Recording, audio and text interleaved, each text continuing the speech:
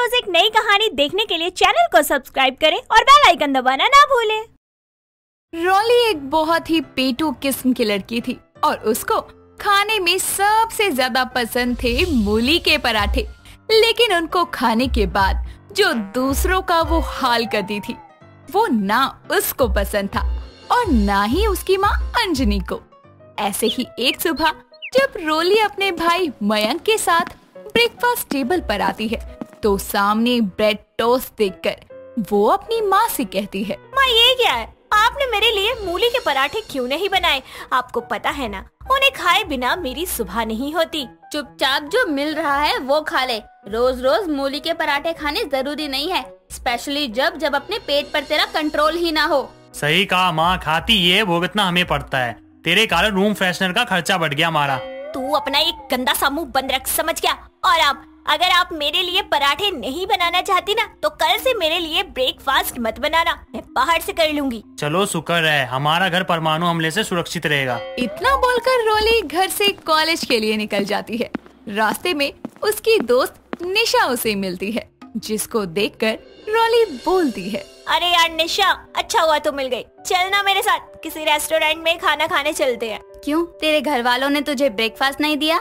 दिया ना bread toast, लेकिन मुझे पसंद नहीं है। तू बता चलेगी या नहीं? चल लेती हूँ, लेकिन मेरा भी बिल तू ही देगी। रोली निशा को अपने साथ एक ढाबे पर लेकर जाती है और दोनों वहाँ अपना अपना ऑर्डर देती है।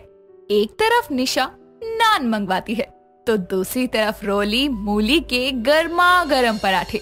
ये देखकर निशा रोली से कहती है, देख मूली के पराठे मंगवा तो रही है, लेकिन उसको खाने के बाद अगर यहाँ तूने उसकी बदबू फैलाई ना तो तेरी खैर नहीं। अरे यार पागल है क्या?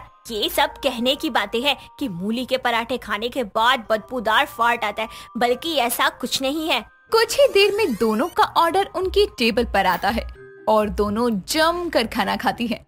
खाना खत्म करने के बाद जैसे ही रोली अपनी कुर्सी से उठती है तो एक तेज आवाज के साथ बेहद बदबूदार बात से वो निशा और आसपास के लोगों का मन खराब कर देती है, जिसके कारण सब लोग उसे घूरने लगते हैं।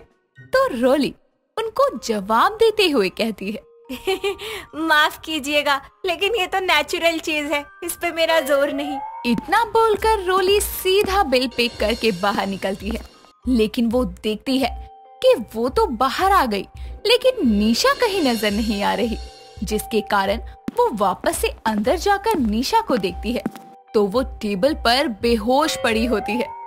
रोली उसको किसी तरह बाहर लाती है और खुली हवा में आने के कारण निशा को होश आता है तो वो रोली को दूर करते हुए कहती है, दूर रह बदबू की दुकान। अरे बड़ा कह रही थी मूली के पराठे खाने के बाद ऐसा कुछ नहीं होता। तेरे मूली के पराठों की वजह से आज मैं मरते मरते बची हूँ। अगर उस बदबू में मैं 1 मिनट और रुकती ना तो पता नहीं मेरा क्या होता। यार देख, ये तो प्राकृतिक है, सबको आ सकता है, इस पर तो सरकार भी रोक नहीं लगा सकती। चुप कर, पदौड़न कहेगी। मुझे कॉलेज जाने दे, तेरी वजह से वैसे ही लेट हूँ। निशा और रोली दोनों कॉलेज पहुँचते हैं, जहाँ रोली अपनी क्लास की तरफ बढ़ते हुए मूली के पराठों के साइड इफेक्ट दिखाते हुए सारी जगह बदबू फैला रही थी, जिसके कारण सभी स्टूडेंट्स उसको तीखी नजरों से देखकर अपना मुंह ढकने लगे थे।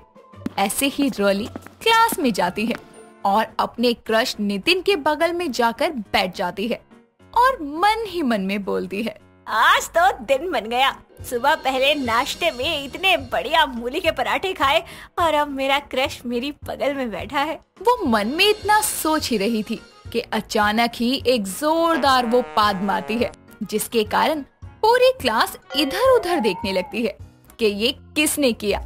तभी छुपते छुपाते रोली वहाँ से गायब हो जाती है और अब उसके पास घर जाने के अलावा कोई रास्ता नहीं था। इसीलिए मैडम घर जाकर अपने कमरे में आराम से पसर कर फोन चला रही होती है। तभी उसके पेट से गुड़गुड़ की आवाज आती है, जिस पर रोली बोलती है, ओहो, अब फिर से भूख लग गई, अब बाहर जाके नहीं खाऊंगी। ऐसा करती हूँ, अगर एक आध मूली पड़ी होगी तो उसी से पराठे बनाकर खा लेती हूँ। रोली एक्सपेरिमेंट करने के लिए रसोई में जाती है और वहाँ मूली के पराठे बनाने लगती है। तभी उसका भाई मयंक घर आता है और अपनी बहन को पराठे बनाते देखकर कहता है, अरे वाह, तू पराठे बना रही है। ला ला ला, जरा चखने को दे, मैं भी तो चखूं तेरे हाथ के पराठे। तेरे लिए नहीं, अपने लिए बना रही हूँ। चल कल्टी हो यहाँ से। मयंक रोली के बात को नजरअंदाज करते हुए एक प्लेट में 2 पराठे रखकर ले जाता है और जल्दी से जाकर अपने कमरे में बंद होकर उन्हें खाने लगता है। रोली को इस बात पर गुस्सा तो बहुत आता है, लेकिन वो दोबारा अपने लिए पराठे बनाती है। ऐसे ही दिन गुजरते जाते हैं। एक दिन रोली का क्रश उसको सामने से डेट के लिए पूछता है, जिसकी खुशी में रोली पागल सी हो जाती है और घर आकर अपनी माँ से बोलती है, माँ, आज आप मेरे लिए सादा घी वाले मूली के पराठे बनाना। आज मैं बड़ी खुश हूँ। ऐसा क्या हो गया जो इतनी खुश है?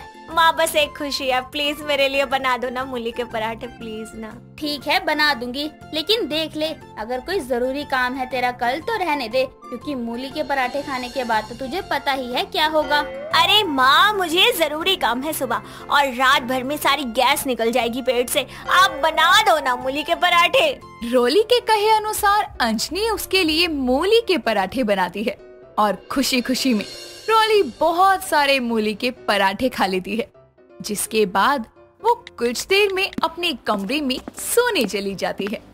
अगले दिन जब वो उठकर तैयार होने जाती है तो छोटे मोटे बम के गोले जैसे पाद मारती रहती है, लेकिन उनसे बचने के लिए वो खुद पर बहुत सारा परफ्यूम छिड़क लेती है और अपने घर से निकलकर उस रेस्टोरेंट में जाती है जहां उसके क्रश नितिन ने उसे बुलाया था। वहां जाकर वो नितिन से कहती है, कैसी लग रही हूँ मैं? बहुत सुंदर। आज हमारी पहली डेट है तो मैं तुमसे कुछ कहना चाहता था। नितिन अपनी बात बोल ही रहा था कि तभी रोली रात के खाए मूली के पराठों की वजह से एक जोरदार बदबूदार पाद मारती है। ये देखकर नितिन रोली पर शक ना करके आसपास देखने लगता है और फिर अपने हाथ से अपनी नाक के पास हवा करते हुए अपनी बात आगे बढ़ाता है। वो मैं ये बोल रहा था कि मुझे तुमसे ये कहना था कि मैं। नितिन आगे कुछ बोलता उससे पहले रोली एक और जोरदार और पहले से भी ज्यादा धमाकेदार पाद मारती है और इस बार नितिन समझ जाता है कि ये काम रोली का है, जिस पर वो गुस्से में कहता है, अरे हद है, मैंने तुमको यहाँ अपने दिल की बात बताने के लिए बुलाया था, लेकिन तुमने मेरा सारा मूड खराब कर दिया। वो नितिन, मुझे माफ कर दो। कल रात खुशी खुशी में मैंने ज्यादा ही मूली के पराठे खा लिए थे, जिसके कारण ये हुआ। जब तुमको मूली के पराठों से इतना ही प्यार है तो जाओ उसको ही डेट कर लो। इतना बोलकर नितिन वहाँ से चला जाता है और बेचारी रोली अपना टूटा दिल लेकर रोते हुए अपने घर आती है और अपनी माँ को सारी बात बताती है, जिस पर उसकी माँ बोलती है, मैंने कहा था अगर कोई जरूरी काम है तो मूली के पराठे मत खा। देख बेटा, मानती हूँ तुझे मूली के पराठे बहुत पसंद है और वो पेट के लिए सही भी होते हैं। उससे पेट साफ होता है क्योंकि मूली हमारी पाचन क्रिया को ठीक करने में सहायक होती है। लेकिन अगर तू मूली के पराठे खाकर किसी जरूरी काम के लिए जाएगी तो वो काम खराब ही होगा।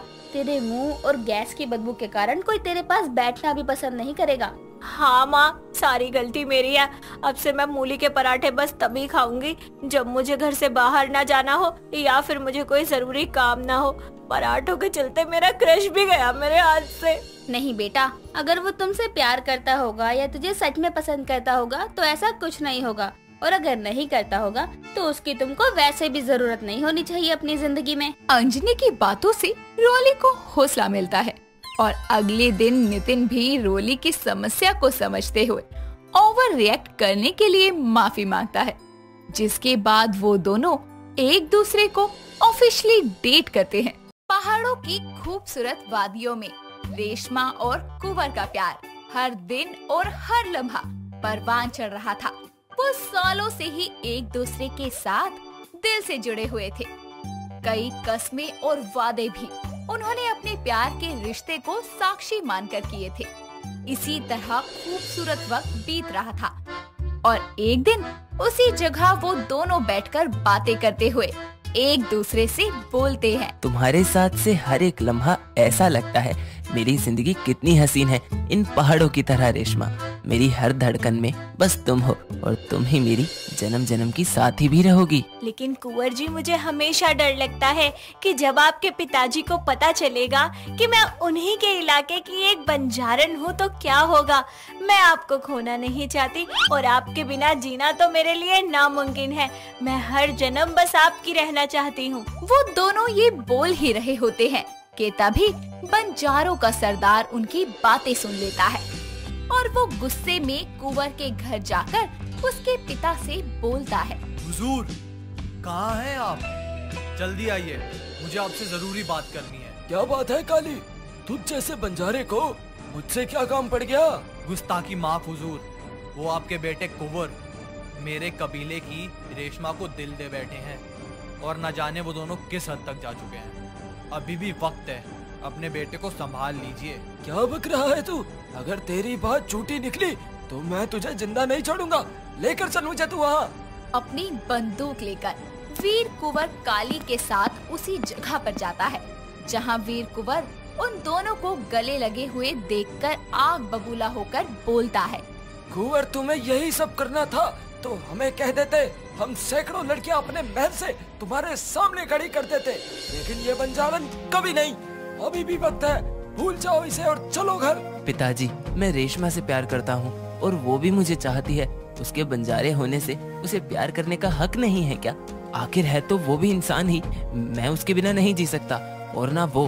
आप हमारे प्यार को स्वीकार कर लीजिए, मैं आपसे विनती करता हूँ। इस तरह कुंवर अपने पिता को बहुत समझाता है, लेकिन उसे कोई फर्क नहीं पड़ता और इस कारण नफरत की आग और अपनी झूठी शान के लिए वो अपने बेटे और रेशमा को गोली मार देता है, जिसके बाद रेशमा और कुंवर खून से लथपथ हो जाते हैं और एक दूसरे से बोलते हैं।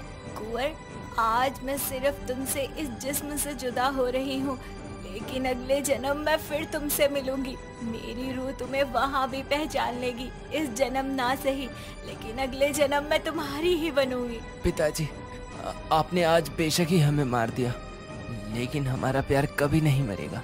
अगले जन्म हमारा अधूरा प्यार जरूर पूरा होगा। इस तरह रेशमा और कुंवर का प्यार अधूरा रह जाता है और वो दोनों उसी पहाड़ों की वादियों में अपनी जान गंवा देते हैं, जिसके बाद कुदरत एक बार फिर उन दोनों को नया जन्म देकर अलग अलग नामों के साथ जन्म देता है और इस जन्म में कुंवर सागर के नाम से शहर में जन्म लेता है, तो वहीं रेशमा इस बार भी बंजारे के रूप में ही रश्मिका नाम से जन्म लेती है। सागर एक अच्छी सी कंपनी में काम करता है और वो सुबह ऑफिस के लिए रेडी होकर खुद से बोलता है। ना जाने कब तक सुबह मैं अकेले ही अपना सारा काम करूँगा। बचपन में माँ गुजर गई, रोज अपने लिए सब करना मेरे लिए मुश्किल है। आज मुझे सारिका से बात करनी ही पड़ेगी। इतना बोलकर सागर ऑफिस के लिए रेडी हो जाता है और ऑफिस जाता है, जहां उसकी गर्लफ्रेंड सारिका उसका वेट करती है और जैसे ही वो ऑफिस पहुंचता है तो उसे देखकर वो बोलती है। क्या सागर, आज फिर से तुम लेट हो गए। इस कंपनी में तुम्हें छोड़कर कोई भी लेट नहीं आता, तो तुम आखिर ऐसा क्यों करते हो? क्या मैं जान सकती हूँ? बाकी सबके घर में उनकी माँ या वाइफ उन्हें खाना बनाकर ब्रेकफास्ट बनाकर देती हैं, लेकिन मुझे अपना सब कुछ खुद ही करना पड़ता है। जब से माँ गई हैं तब से। अगर तुम चाहती हो कि मैं ऑफिस लेट ना हूँ तो तुम मेरी गर्लफ्रेंड से वाइफ क्यों नहीं बन जाती? आखिर हम दोनों को काफी वक्त हो गया है एक साथ। हाँ हाँ, समझ गई मैं तुम्हारी बात। बहुत जल्दी ही तुम्हारी प्रॉब्लम को सॉल्व कर दूंगी। Okay, I love you. अब अपना मूड सही कर लो। इस तरह कुछ वक्त बीतता है, जिसके बाद सागर और सारिका एक दूसरे से कोर्ट मैरिज कर लेते हैं और सागर सारिका को अपने घर ले आता है और लाकर बोलता है। अब माँ तो है नहीं कि अपनी बहू का गृह प्रवेश करवाएं, इसीलिए मैं ही सब कुछ कर रहा हूँ। आइए, आपके पति कुंवर आपका स्वागत करते हैं। बाकी सब तो ठीक था स्वीटहार्ट, लेकिन ये कुंवर कौन है? तुम तो सागर हो, मेरे सागर। अपनी वाइफ सारिका की बात सुनकर वो सोच में पड़ जाता है और अपने मन में बोलता है, ये मेरे मुंह से कैसा नाम निकल गया? कौन है कुंवर? कुछ देर सोचने के बाद सागर उस नाम को भूलकर अपनी वाइफ सारिका का वेलकम करते हुए उसे अंदर ले आता है और दोनों अपनी शादीशुदा लाइफ की शुरुआत करते हैं। इस तरह वक्त बीतता जाता है और एक दिन छुट्टी को सागर हॉल में बैठा पेंटिंग बनाता है तभी उसकी वाइफ सारिका उसे देखकर बोलती है, वाओ हनी, तुम कितनी वंडरफुल पेंटिंग करते हो। आज तक मुझे इसके बारे में नहीं बताया, क्यों? वो बस खाली टाइम में मन कर गया तो बना लिया। अब अपनी वाइफ की सुंदर सी पेंटिंग बनाओ। ओके डार्लिंग, उस चेयर पर जाकर बैठ जाओ। सारिका जाकर चेयर पर बैठ जाती है और सागर उसकी पेंटिंग बनाना शुरू करता है।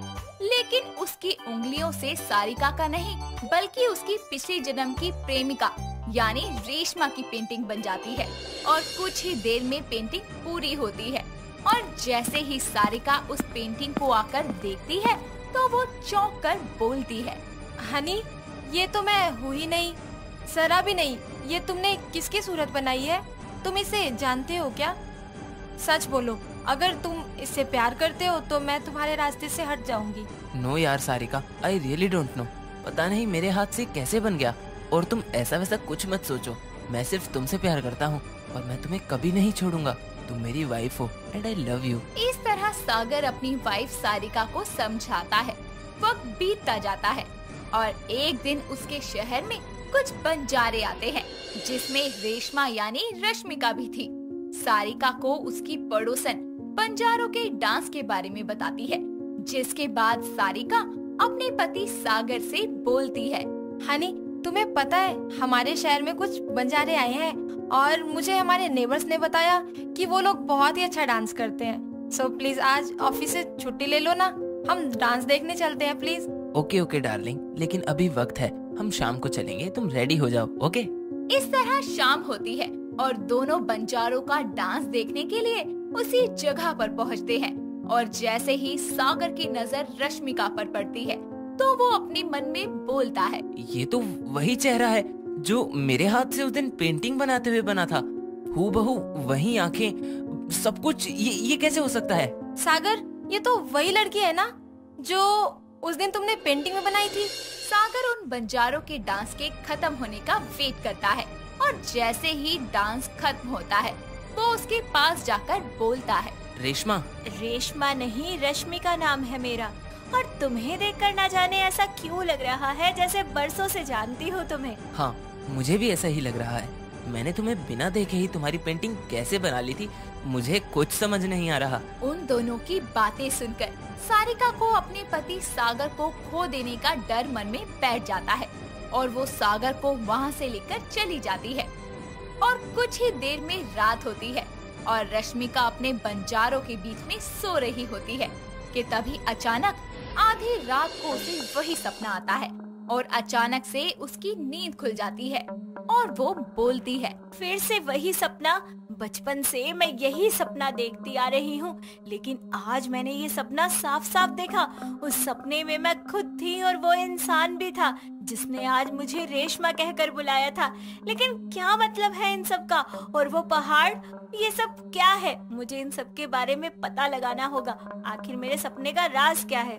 अगली ही सुबह रश्मिका उसी पहाड़ के पास पहुंचती है और चारों तरफ देखती है। तभी उसकी नजर उसी जगह पर पड़ती है जहां वो पिछले जन्म में मरे होते हैं और उसके बाद उसे सब कुछ याद आता है और वो बोलती है, कुंवर जी, मुझे सब याद आ गया है, सब समझ आ गया है। मैं आ रही हूँ आपसे मिलने। इतना बोलकर वो कुंवर यानी कि सागर का घर ढूंढते हुए वहाँ पहुँच जाती है और बोलती है, कुंवर जी, मुझे सब याद आ गया है कि पिछले जन्म में कैसे हमारा प्यार अधूरा रह गया था। कुंवर, ये तो वही नाम है जो एक बार मेरे मुंह से भी निकला था। याद कीजिए, मैं रेशमा, आपकी रेशमा। आपने आज मुझे इसी नाम से पुकारा था ना। हमारा प्यार इतना कमजोर नहीं हो सकता कि आप मुझे भूल जाएं। उसके बोलने पर सागर अपने दिमाग पर जोर डालता है और सब कुछ याद करने की कोशिश करता है और अपने बनाए उसी तस्वीर को देखता है, जिसके बाद उसे सब कुछ याद आता है और वो रश्मिका के पास जाकर उसे गले से लगा के बोलता है, रेशमा, मुझे सब कुछ याद आ गया है कि किस तरह मेरे पिता ने हमें मार दिया था।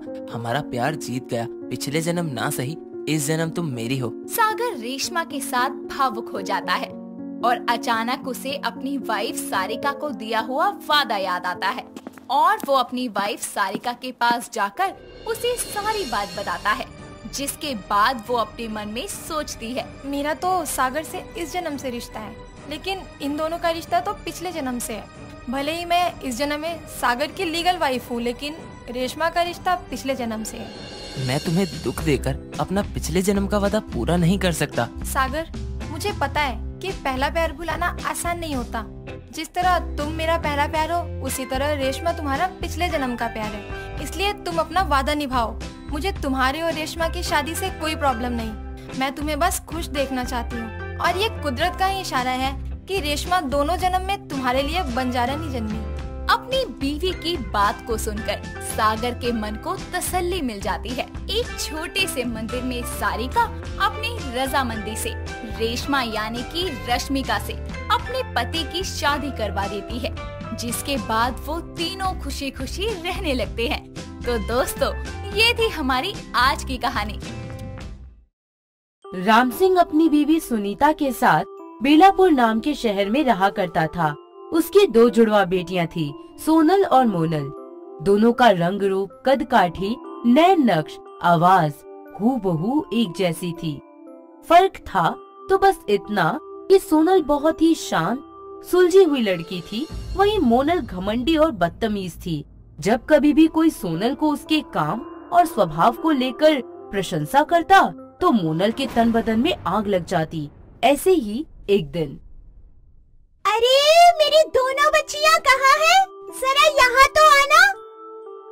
आए मम्मी, बस अभी। ये देखो, मैं तुम दोनों के लिए मोतियों की माला लाई हूँ। जरा पहन कर तो देखो, पूरे 100 मोती की माला है ये। क्या सच में? मोनल फटाफट से मोतियों को गिनना शुरू कर देती है। पर मम्मी, इसमें तो बस 98 मोती हैं, 2 मोती कम है।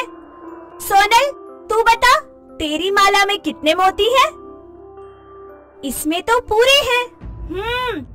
मुझे पता था, आपने ना जानबूझकर मुझे ये कम मोती की माला दी है। हाँ, लो, मुझे नहीं पहननी आपकी ये माला। अरे नालायक, ये क्या किया तूने? तेरा दिमाग खराब हो गया है क्या? माँ, गुस्सा मत करो, मैं उठा देती हूँ। हे भगवान, पता नहीं इस लड़की में कब अकल आएगी। जरा सीख अपनी बड़ी बहन से कुछ। मोनल गुस्से से तनतनाती हुई वहाँ से चली जाती है। वक्त बीतता जाता है, पर मोनल की आदतें दिन पर दिन बिगड़ती ही जाती हैं। रोज ही किसी न किसी बात पर उसकी अपने घर वालों से बहस होती ही रहती है। ऐसे ही एक दिन सोनल के बचपन का दोस्त प्रदीप उससे मिलने आता है। हाय सोनल, कैसी हो? मैं तो अच्छी हूँ, पर तुम बताओ, इतने दिनों बाद आए हो मिलने, भूल गए थे ना मुझे? कभी नहीं, मैं खुद को भूल सकता हूँ, पर तुम्हें कभी नहीं। ओहो, अच्छा जी। ये लो, मेरी प्यारी सी सोनल के लिए एक मीठा सा तोहफा। Thank you. तुम्हें पता है ना, मुझे चॉकलेट कितने पसंद है। और मुझे तुम बहुत पसंद हो। क्या? हाँ, I love you Sonal, will you marry me? Yes, I love you too. Sonal और प्रदीप एक दूसरे को प्यार से गले लगा लेते हैं। मोनल छुपकर उन दोनों को देख रही होती है, क्योंकि वो भी हमेशा से ही प्रदीप को पसंद करती थी, और प्रदीप को अपनी बहन सोनल के साथ इस तरह देख वो गुस्से से आग बबूला हो जाती है। वो वहाँ से भागकर दूर जाती है और जोर से चिल्लाने लगती है। नहीं, ये नहीं हो सकता। प्रदीप सिर्फ और सिर्फ मेरा है, उसे मैं प्यार करती हूँ। सोनल उसकी कभी नहीं हो सकती, वो बस मेरा है। मैं उन दोनों को कभी एक नहीं होने दूंगी, चाहे इसके लिए मुझे अपनी बहन को मारना ही क्यों न पड़े। इस तरह दोनों का रिश्ता पक्का हो जाता है। शादी से पहले दोनों बहनें एक दिन एक जैसा ड्रेस पहनकर पार्टी में जाती हैं। सब लोग पार्टी एंजॉय कर रहे होते हैं। मोनल अपनी बहन सोनल को मैसेज करके बिल्डिंग के टॉप फ्लोर पर बुलाती है। क्या बात है मोनल, तुम यहाँ क्यों चली आई और मुझे यहाँ क्यों बुलाया है? पार्टी तो नीचे है ना, और तूने ये हाथ में एक कांच की बोतल क्यों पकड़ी है? तुझे मारने के लिए। आज तक तू हर चीज मुझसे छीनती आई है, प्यार, अपनापन, सब कुछ, सब लोग सिर्फ तेरी ही तारीफ करते हैं। और इतने पर भी जब तेरा मन नहीं भरा, तूने प्रदीप को भी मुझसे छीन लिया। तेरा दिमाग तो नहीं खराब हो गया? पागल हो गई है? मैं और प्रदीप बचपन से एक दूसरे से प्यार करते हैं और ये बात तू अच्छे से जानती है। पर अब नहीं कर पाओगी, क्योंकि अब तुम मरोगी, वो भी मेरे हाथों से। मरोगी तुम।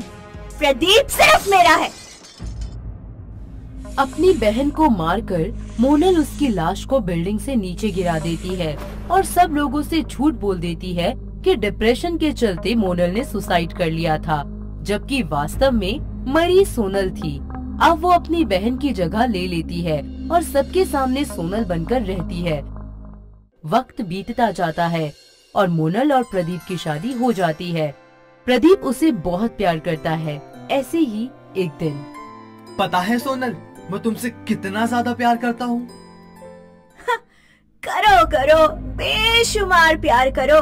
तुम्हारे इस प्यार को पाने के लिए ही तो मैंने उस सोनल को मारा था।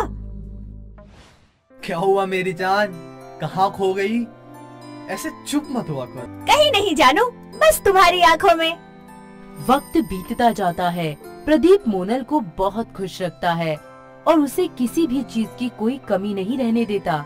ऐसे ही एक दिन वो उसे लेकर बीच पर जाता है। ये कौन सी जगह है? अरे तुम भूल गई? यही तो हम दोनों ने एक दूसरे को पहली बार अपने प्यार का इजहार किया था। ओहो, अच्छा अच्छा, सॉरी, मैं भूल गई थी। कोई बात नहीं, चलो आगे चलो, कुछ दिखाता हूँ मैं तुम्हें। हाँ हाँ चलो।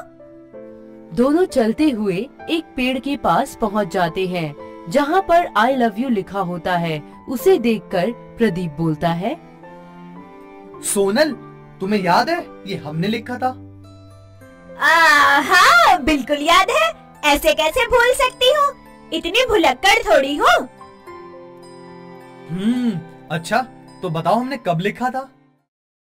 अब वो जब हम यहाँ पर मिले थे। झूठ अच्छा बोल लेती हो तुम मोनल। मोनल नहीं सोनल जानू, ये क्या कह रहे हो? और कैसा झूठ? यही कि तुम सोनल नहीं मोनल हो। ये क्या कह रहे हो आप? नहीं नहीं, मैं सोनल हूँ, सोनल। मुझे पहले दिन से ही तुम्हारे ऊपर शक था, पर आज शक यकीन में बदल गया, क्योंकि मैंने और सोनल ने कभी ऐसा कुछ लिखा ही नहीं और ना ही हम कभी यहाँ आए थे। तुमने ही मारा है ना मेरी सोनल को, यही सच है ना? बोलो। हाँ हाँ, मारा मैंने उसे, क्योंकि वो तुम्हें मुझसे छीन रही थी। मैं तुमसे प्यार करती हूँ, ये जानते हुए भी वो तुमसे शादी कर रही थी, इसलिए मैंने उसे मार दिया। तुम इतनी गिरी हुई लड़की हो सकती हो, मैंने कभी सोचा भी नहीं था।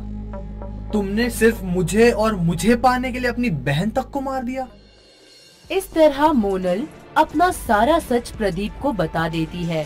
प्रदीप उसे पुलिस के हवाले कर देता है और कोर्ट में मुकदमा दायर करता है। अदालत मोनल को मर्डर और धोखाधड़ी के केस में उम्र कैद की सजा सुनाती है। वो जेल में अपने किए का पछतावा करती ही रहती है। इस तरह प्रदीप अपनी सोनल को इंसाफ दिलाता है, साथ ही सारा सच सबके सामने लाता है और सारी उम्र सोनल की याद में बिता देता है। तो दोस्तों, कैसी लगी आपको हमारी ये जुड़वा बहनें? क्या आपके आसपास भी ऐसी कोई जुड़वा बहनें हैं? अगर हाँ, तो हमें कमेंट करके जरूर बताइए।